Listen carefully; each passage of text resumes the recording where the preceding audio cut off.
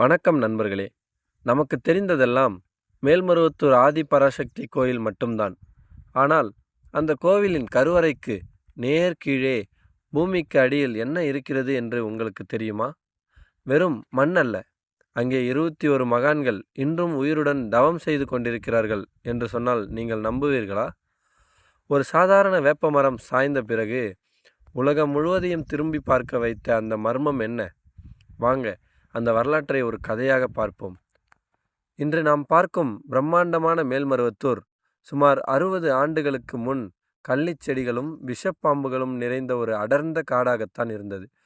அந்த காட்டுக்கு நடுவே தனியாக நின்றிருந்த அந்த ஒற்றை வேப்பமரம்தான் இயற்கையில் முதல் அதிசயம்.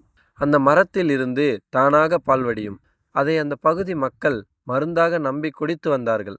ஆனால் 1966ஆம் ஆண்டு நவம்பர் மாதம் வீசிய ஒரு பயங்கரமான புயல் காற்றில்தான் அந்த இடத்தின் தலையெழுத்தே மாறியது. அந்த கோர புயலில் அந்த புனிதமான வேப்ப மரம் வேரோடு சாய்ந்தது. ஊரே பதறிப்போய் அங்கே ஓடி சென்று பார்க்கும்போதுதான் அந்த மரத்தின் வேருக்கடியில் இத்தனை காலமாய் புதைந்து கிடந்த சுயம்பு உலகம் முழுக்க வெளிப்பட்டது. பங்காரு அடிகளார் அந்த இடத்தில் அமர்ந்து தவம் செய்த போதுதான் அந்த மாபெரும் ரகசியம் தெரிய வந்தது. அந்த சுயம்பு இருக்கும் இடத்திற்கு நேர் கீழே ஆழமான நிலப்பரப்பில் ஒருவரல்ல இருவரல்ல மொத்தம் 21 சித்தர்கள் ஜீவசமாதி அடைந்திருக்கிறார்கள் என்பதுதான் அந்த மெய்சிலிர்க்க வைக்கும் உண்மை.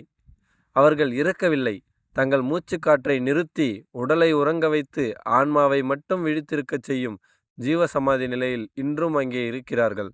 அதனால்தான் நாம் அங்கே வைக்கும் வேண்டுதல்கள் அந்த சித்தர்களின் அதிர்வலைகள் மூலமாக ஈர்க்கப்பட்டு உடனடியாக நடக்கிறது என்று நம்பப்படுகிறது.